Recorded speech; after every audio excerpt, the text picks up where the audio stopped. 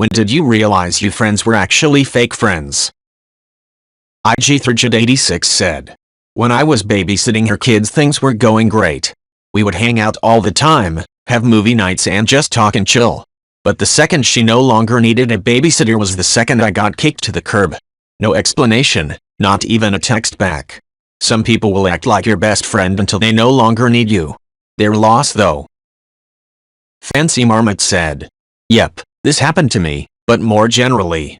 Had a friend who would only contact me when she needed something, but she was pretty sly about it in the beginning, inviting me over to hang and then bringing up the favor organically, like oh we don't have anyone to watch the dog next weekend, or I want to move this bed but it's so heavy, etc. After a while it got more egregious and obvious, only calling to ask to use my truck or dog sit. I'd politely say I wasn't available and eventually she stopped calling. She still texts every now and then to catch up. She tried that a few times in the past and it was always followed by a request, despite my no longer responding. To this day I cringe when someone says hi friend, her freaking catchphrase. Death by Pun said. They stopped inviting me to hang out. They would ask me to drive them to parties, but not invite me to go to the parties. They basically ghosted me for a while. They were once such amazing and important friends, but they gradually became really arrogant. It took way longer than it should have to give up and find other people. Ganwildakit said. Yes. My best friend in high school used to do this to me all the time. On Wednesday, I'd ask if she wanted to see a movie Friday night. She'd always say maybe, if I can get out of doing whatever with my parents. Come Monday I'd hear her talking about how great the movie was. Apparently, last minute her parents said she didn't have to go and miraculously a group of people called right then and asked her to see the same movie. She'd always say, I figured you made other plans when I confronted her about it. In reality, she'd just wait to see what the better option was and pick on Friday.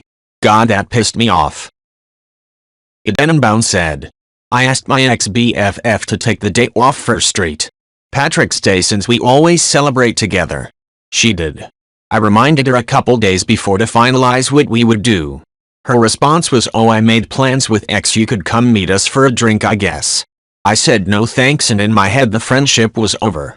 She never reached out to me once. Turns out I wasn't important in her life. Miyawamiyasu said. When I was in school, all of my friends and I did different A-levels.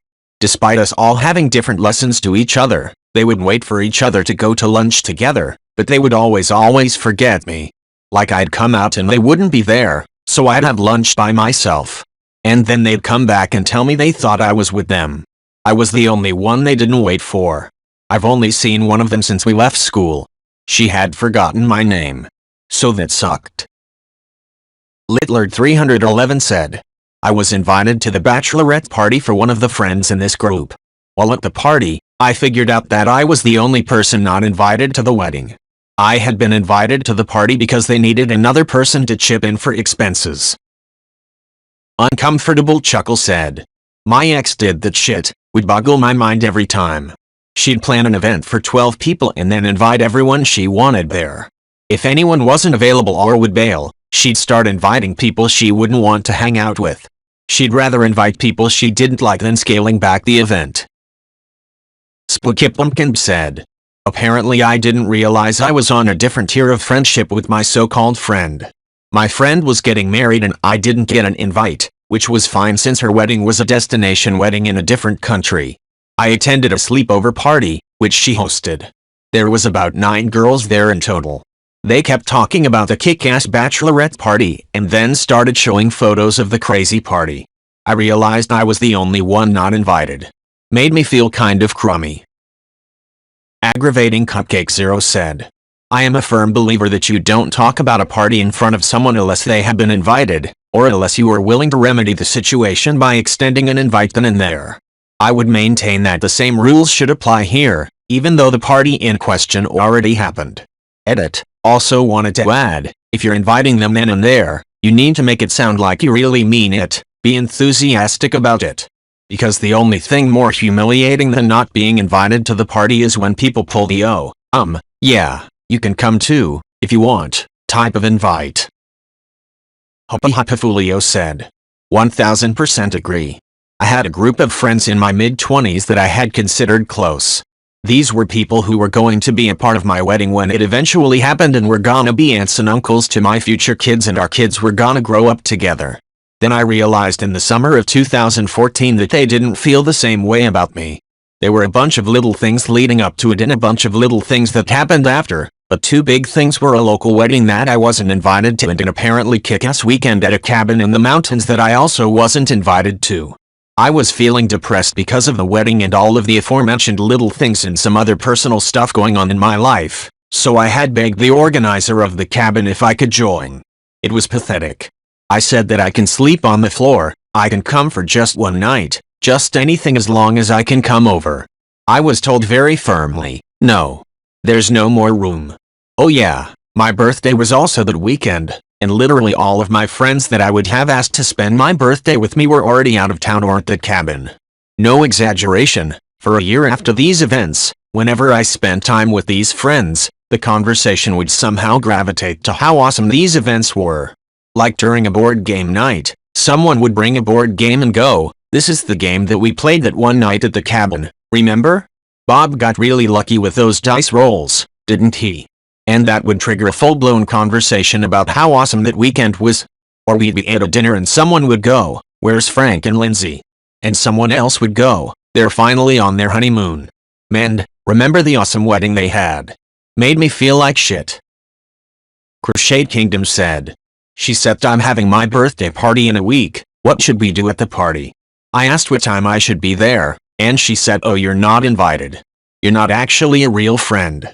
We'd spent every day and weekend playing with each other, in person, for like 2 years, and I wasn't a real friend. I realized I was the one who always went over to her house and asked if she wanted to hang out, and decided I wasn't going to anymore. I never saw her again except when we were walking to the car at the same time. Shibusu said, "I feel this. Used to have countless friends. Went out all the time. Lost control of myself and quit. Friends stopped calling. Now I'm a weird eccentric who hangs out in the woods in all my free time. Things are better this way. I have a couple friends who stuck around and the girl of my dreams. That's all I need." Bartholomew said, "I flew out to support a friend going through a messy divorce. While I was there, she left me in the apartment to meet up with her boyfriend that I didn't know about. He turned out to have just been released from prison for manslaughter. Once she told me that, I told her that I didn't want to spend time with him, especially considering the circumstances of my visit. The next night, I woke up in the middle of the night to find him in the living room. She said that she thought it wouldn't matter since I was asleep. The next day, she invited her soon-to-be ex-husband over without telling me and then asked me to meditate their conversation once he got there. That conversation turned ugly fast, and she ended up storming out. He broke down and asked if I thought it was salvageable, and I told him that she had already moved on. Maybe not the best idea on my part, but at that point, she had shown me how vile of a person she is.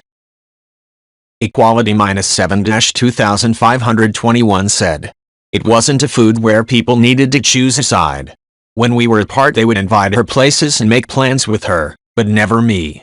I had a birthday and nobody reached out, but they planned a whole thing for her. For example, it turns out the people I thought were my friends are actually my wife's friends and I'm just her plus one." Allen's 969 said, "When I went through a divorce and was down to $700 bucks, most difficult period, and weeded out all those who friended me for my generosity because I was well settled. Started over and have like 2 true good friends. Edit, thank you all for your well wishes and wisdom-filled comments. Incredible how sometimes you get more support and well wishes from strangers than folks who led you to believe to be your well wishers." Fachansa Fatpence said, "Same thing happened to me on my 21st birthday. All my friends made up excuses why they couldn't come. Then the 3 friends that did met some guys and we went back to their house and awkwardly sat around. Happened again for my 25th birthday. I had moved across the country and found new friends, but they all bailed at the last minute. I called my roommate at the time who came out when he got off work, and he called some of his friends who came out and I had the best night ever. Those guys are now my real friends, and I married that roommate." Snowfreak 2507 said, "When I realized literally just being in the same room as that person made me miserable. It's because the person was extremely self-conscious, to the point that they would overcompensate by putting others down every little chance they had, to make themselves feel above. I kept wondering why they would keep throwing me under the bus for no reason. Like we had been friends for years, why would they treat me like this? It took me years to figure out exactly how bad of a friend they were, no matter how hard they pretend not to be. It took me an entire year of ghosting to stop being friends with that person, because they loved putting me down so much they wouldn't stop calling me, texting me, trying to contact me for a year with no responses because they could not understand how someone could possibly want to stop hanging out with them because they are so perfect. Psych 622 said, "It is so hard to make friends as an adult. I moved to a new city about a year and a half ago and still have 0 friends. This one girl is trying to be friends with me but only because she wants someone to emotionally dump on.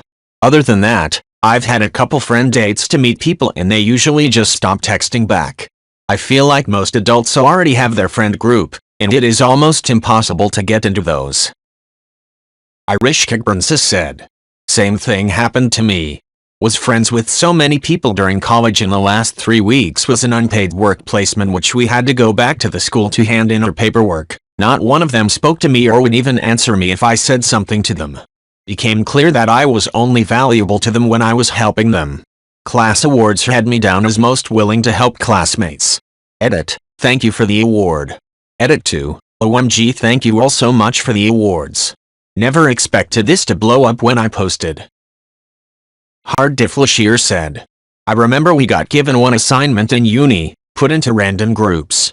I was in a group with literally nobody I knew, all I had were email addresses. I tried reaching out many times, but no response. So I did the entire thing myself. Then, at the end of the year, you were told to assign percentages to each other based on how much you felt they had contributed. Bastards gave themselves all huge percentages, and me nothing. Edit, for all those asking what happened, yes, I did challenge it. Problem was, it was their word against mine. So 4 of them saying one thing, and me saying the other. But when this got questioned, I assumed they banded together, and denied what I was claiming.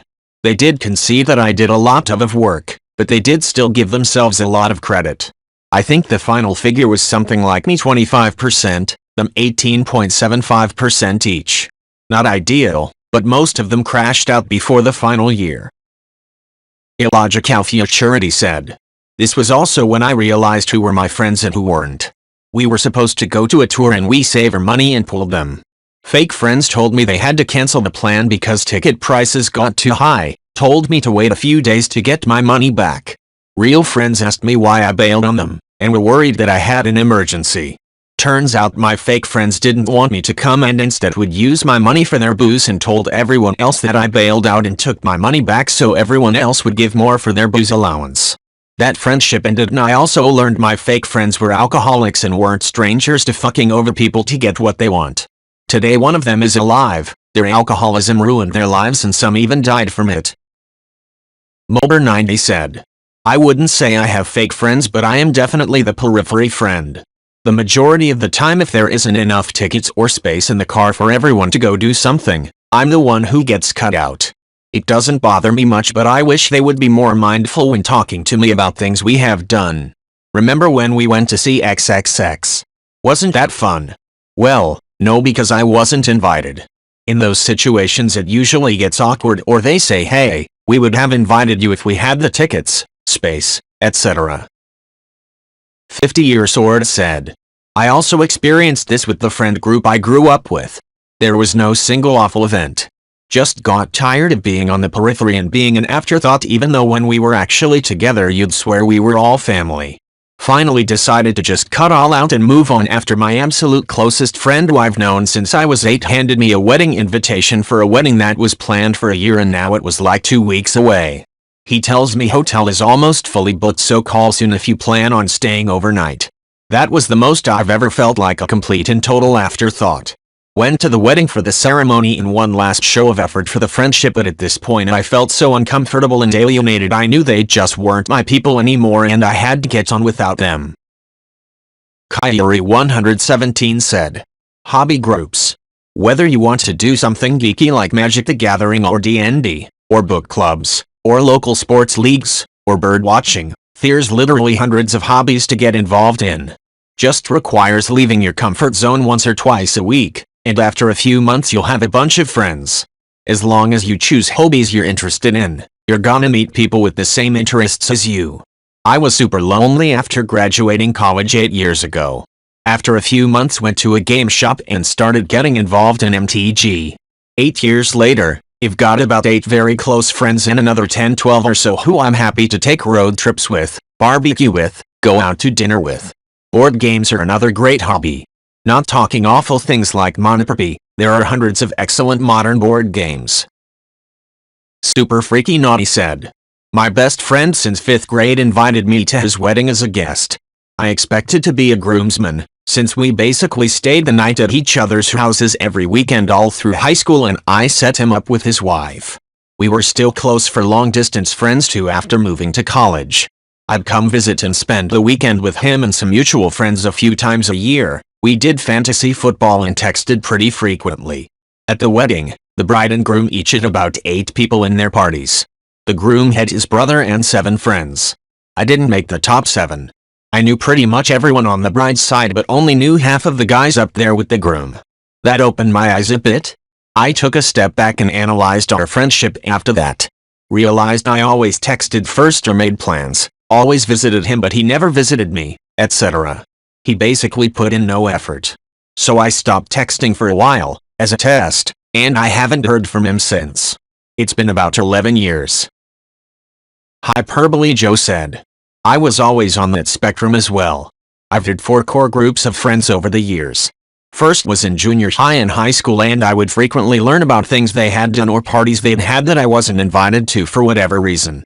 2 years after graduation I just wasn't invited to hang out anymore.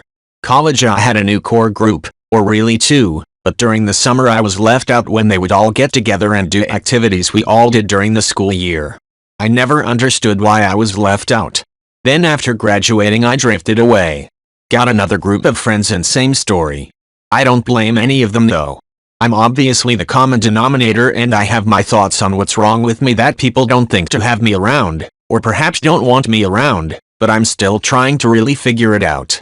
Maybe if I fix it I can finally have some long-term friends, but I'm getting older, have kids, and not really hopeful that's going to happen.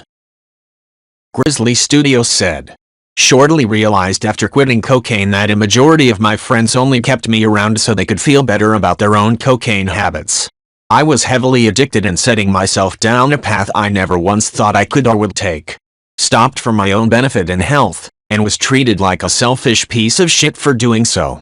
The next months ensued and not one of them checked in to see how I was doing, but instead my high school best friend started sleeping with my ex-high school girlfriend. I was with her for 5 years and actually thought I was going to marry her at one point, who dumped me for doing cocaine and is now an honorary member of the group I was cast out of. Replaced with the person who partially fueled my substance abuse, who dumped me for substance abuse, by the group that didn't like me stopping my substance abuse, so they could all abuse substances together. It's now been over a year since I quit, and honestly couldn't be happier. Got rid of a cocaine addiction and about 1,000 pounds of dead weight. But it was an eye-opener to say the least. Revertum 2985 said, this friend, I'll call her Mary, had kids the same age as mine. We got together for play dates pretty often and our kids would sleep over at each other's houses for weekends. I liked Mary. We would often visit and talk while our kids were playing. One weekend, her kids had stayed at my house. The older one called her mom to see when she was coming to pick her up. I was in the room, and the kid put the phone on speaker for some reason. Mary told the kid what time she would be there and added, you had better be waiting outside. If I have to go in and spend the next hour talking to Revertum, I'm going to be really pissed. We didn't spend much time together after that. Edit, I'm getting a lot of similar questions and comments, so I'll add an edit here instead of writing the same answer a dozen times. Did I overreact? Was Mary just having a bad day and not want to talk? And, my personal favorite, Revertum, maybe you're just insufferable. Here's what happened after I overheard my friend say that to her child. I simply stopped initiating contact and wasn't as available to do stuff for her. When we dropped off or picked up the kids, I smiled and waved. I let the kids make the plans for play dates. I no longer had time to help her with her garden or watch her kids while she went out with another friend. They were into long-distance running, which is not my cup of tea. She never contacted me unless she wanted something. This had always been true, but I had not realized it. The friendship eventually fizzled out on its own. So, I guess it had never been much of a friendship to begin with. I just didn't realize it until she opened my eyes. Revertum 2985 said, I still have one, even though our kids are grown. I remember meeting her and just feeling so comfortable. No bullshit. A lot of kindness and compassion. She's the kind of friend that you can lose contact with for a while, then pick up again as if no time has gone past. Our 4 kids, 2 hers and 2 mine, have an apartment together. They're in college. It was something the kids put together on their own and they're doing really well.